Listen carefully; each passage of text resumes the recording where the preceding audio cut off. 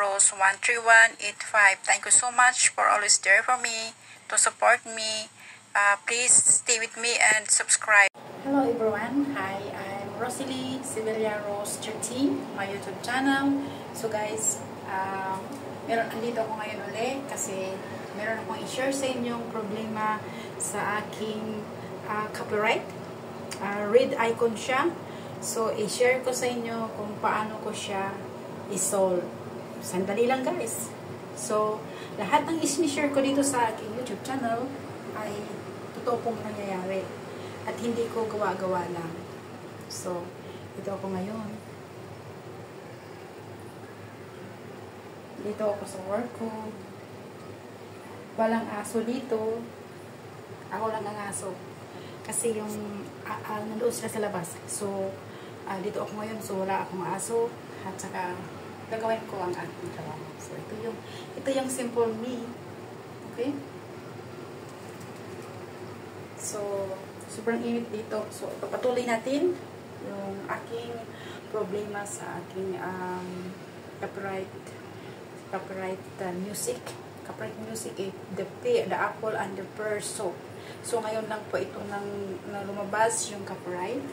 So, nagsasabi naman po si YouTube program ko na naka-on na yung lahat ng copyright sa aking mga music.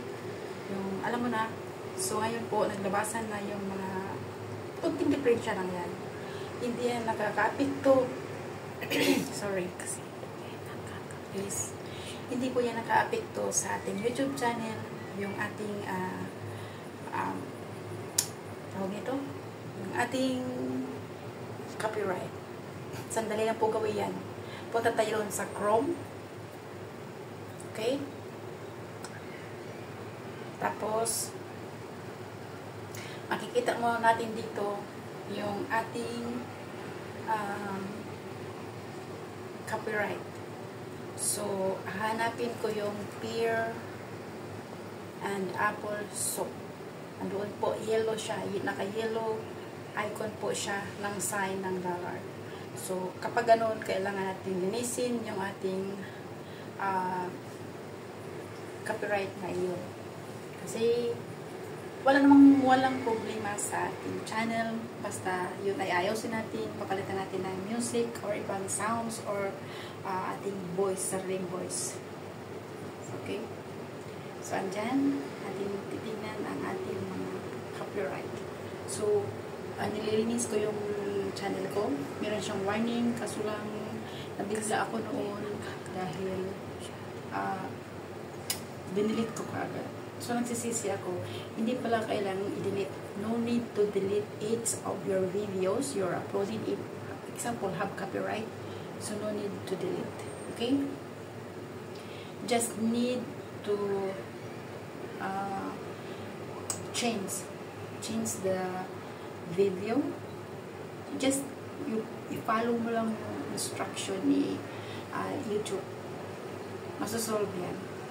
Kasi hindi ako nag-give up talaga hanggang nakamit ko ang aking tagumpay dito sa YouTube channel. Marami akong bashers noon dahil kay Prince Hamdan Paza of Dubai. Pero hindi niyo po ako masisisi dahil nagka-chat ko po siya at sinabi niya na siya ay siya po ang Royal Prince Hamdan Paza of Dubai. Pero hindi ko alam. Kasi ang sa akin lang po sa akin lang yan. Meron siyang tao. Pero siguro, baka nakausap ko rin siya sa chat. Okay? Tapos, may tao siyang mga trusty person siya. So, kasi, mafe-feel ko eh. At saka, 4 ang lumabas doon sa Sanji na nagsasabing, "Hi, honey." So, bakit pa mag-hi doon? Okay? So, pinag-aralan ko lahat yan. So, nung huli, sabi niya sa akin, tatawag daw siya sa akin dahil birthday ko ng June 13. So, tumawag nga. Frame ako yun. Yung nakausap ko ay hindi po siya. Okay? So, ano po yun? Computer frame up. Nagawa-gawa nila. So, Hindi natin alam kung sino yung kausap natin. Okay? So, sa akin okay na yun, wala problema. Ang pinagtaka ko lang guys, sa tatlong YouTube channel ay Our hearts beat to the city streets. We began to feel the fire.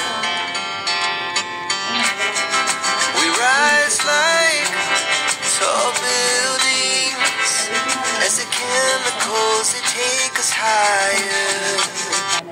Yan, pakita ko sa inyo ulit yun para maniwala kayo sa akin. At isang tao na lang ang nandoon. Ay bali, yung owner ng account, yung nila-divide to TikTok account, at mayroong isa na account. At yun ang kausap ko noon. Okay? So, hindi ko alam kung nakausap ko ang real friends. Okay?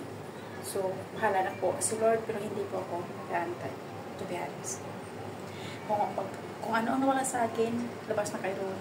Kung magkano ang nawala sa akin pera, tungkol dyan, labas na kayo doon.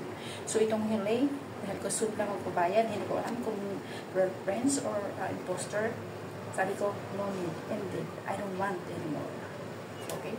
So, yan po ang buong katotohanan. So, yung tatlong account na yung biglang nawala, baka yung real friends nagalit, or hindi ko alam, sa akin lang ito ha, hindi ko alam. Kasi po, panay ang hingi nila ng pera. Itong mga huling, sabi ko, galit na galit ako. Sure, galit na galit ako. So, ito ang nangyari. So, balikan natin yan. Natatapos na natin yung ating saglit na kasi yun. Saglit lang isolve ang problemang copyright. Guys, masama yung ano ko kasi sobrang init dito. So, okay. Have a nice day. Mag-back to work ako. So, napaka-sweet. Sweet. Pero at least, beautiful tayo. Okay? Bye. Bye. Love you. Don't forget to like and subscribe my YouTube channel, Rosalie Sibilia Rose 13 YouTube channel. I love you all. Have a nice day and God bless. Bye bye.